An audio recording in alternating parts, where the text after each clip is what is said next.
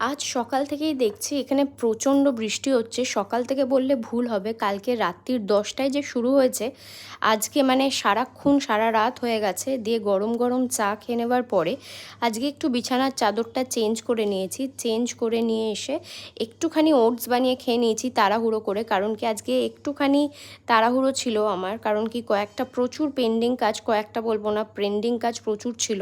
তো সেগুলো করে নেওয়ার পরে তাড়াতাড়ি করে স্নান করে আমার যে এখানে এসে তো ধরো এদের শ্রাবণ মাস চলছে, তো তাই জন্য এখানে ননভেজ হচ্ছে না, কিন্তু আমাকে আমার ডাইটিশিয়ান বলেছে যে একটা তো প্রোটিন ইনটেক করতেই হবে। তো পনির ভুজি আমি আমার জন্য এক তেল দিয়ে বানিয়ে নিয়েছি। তারপরে একটা নায়কা থেকে পার্সেল এসেছিলো, তো ডট অ্যান্ড কিয়ের একটা ফেস ওয়াশ, তারপরে এম ক্যাফেনের একটা শাওয়ার জেল, একটুখানি ল্যাক্টোক্যালাম্যানের একটা ওয়েট ওয়াইপস আনিয়েছিলাম।